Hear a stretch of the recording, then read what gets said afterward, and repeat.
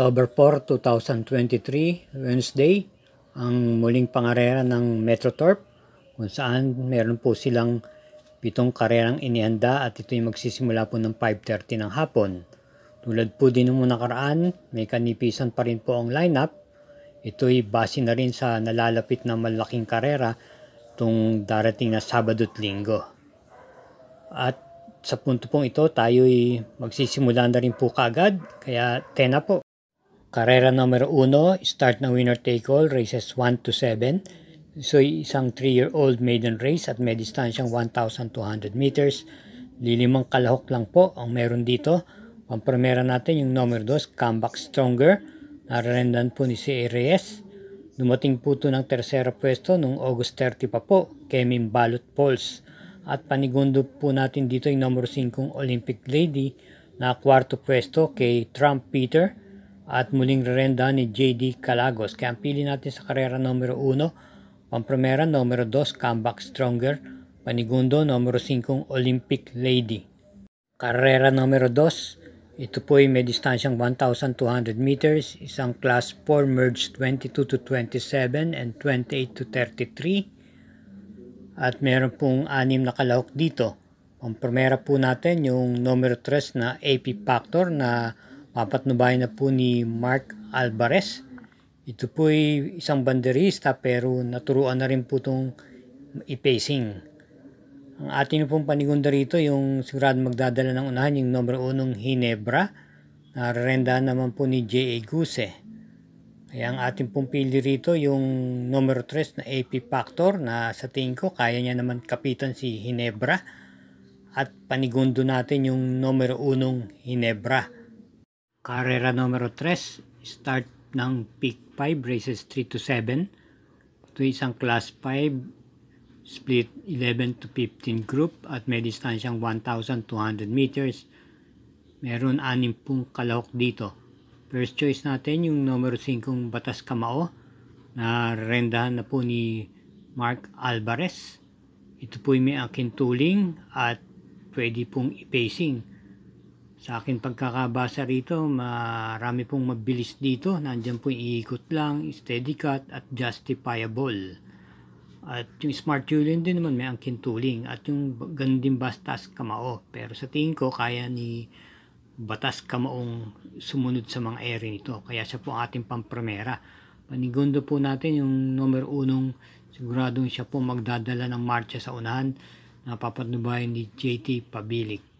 Ang pili po natin sa karera numero 3, pampremera numero 5 Batas Kamao at panigundo yung numero 1 iikot lang. Karera numero 4, start ng Peak 4, races 4 to 7. May distansyang 1,200 meters ang class 4, group 16 to 21 with 6 entries po. Pampremera yung numero 3 Rockaway na pwedeng iuna at pwedeng isunod. Ito'y papatnubayan po muli ni JB Hernandez. Panigundo naman natin dito yung numero 2 na El Mundo na sa likuran po manggagaling. Sa tingin ko hindi po siya gaano matatraffic dito dahil ilan lang po lang sila rito magsisilaban. Ito po'y nagagabayan po ni A.R. Villegas. Kaya ang ating pong pili sa karera numero 4, pampremera numero 3, Rockaway. Panigundo yung numero 2 na El Mundo. Mga sambayan karista, huwag po natin kalimutan suporta ng Mangkelos TV by subscribing, sharing, and hitting the like button. Karera numero 5, may distansyang 1,200 meters, class 5 split group 11 to 15. Meron pong 6 na kalahok, pumuli tayo rito. At ang ating piling pampremera yung kagagaling lamang sa panalong numero 4 right answer na muling rendahan po ni O.P. Cortez. Ito po yung nanalo ng dihado nung mga buwan ng Agosto.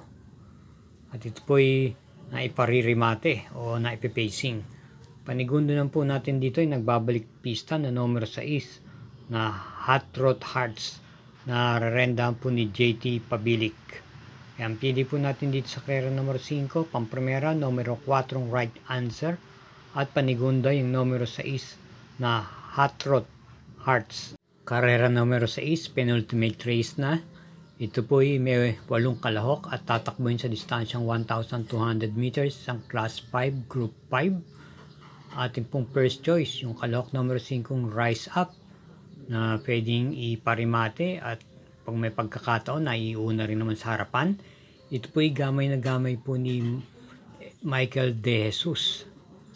Ang ating pong panigunda rito yung numero 8 Jumbo ni JD Calagos, may angkin tuling. Ito hindi nawawala po sa timbangan nitong mga nakaraan takbo niya. At ang ating panersera rito yung numero 4 Navy Cat, na pwede rin naman isabay sa unahan at pwedeng iparimate.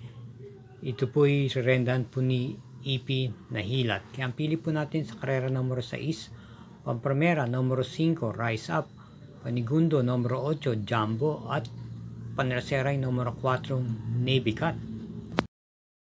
Karera number 7, last daily double. Para tingnan po ng winner take all. Pick 5, pick 6 at pick 4.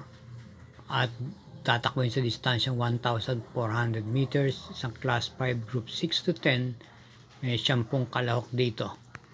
First choice, yung number 8, Blue Miss. Nararendahan po ni OP Cortez. May angking tuling at pwede rin naman pong iparimati itong kabayong to. Ito'y gamay po ni O'Neil Cortez. Panigundo po natin dito yung kalahok numero 2 na Majestic Star na renda ni JD Calagos. Ito po'y pag hindi natin inaasahan, doon siya nananalo at kadalamitan ay dihado. Isa pong rematista. Ang ating pong panerser rito ay yung kalahok numero 1 Smiling Lady, na maaring siyang magdala ng unahan at papatnubayan po ni CS Pare. Ito po yung may panalo, wag lang po siyang mabubuliglig sa harapan. Kaya ang pili po natin sa karera numero 7, Pampremera, numero 8 Blue Miss, panigundo yung numero 2 na Majestic Star at panerseray numero 1 Smiling Lady. O paano mga katrokis, hanggang dito na lang tayo. At akin lang pong pinapaalala na ang lahat pong ito'y pawang gabay lamang. At inyo pa rin ang siyang masusunod pagdating sa takilya. Hinay-hinay lang po sa paglilibang. Kung ano lang po meron at kayang ilabas ng bulsa, yun lang po. Naway matapat po ang ating mga giya sa araw na to. Maraming salamat po.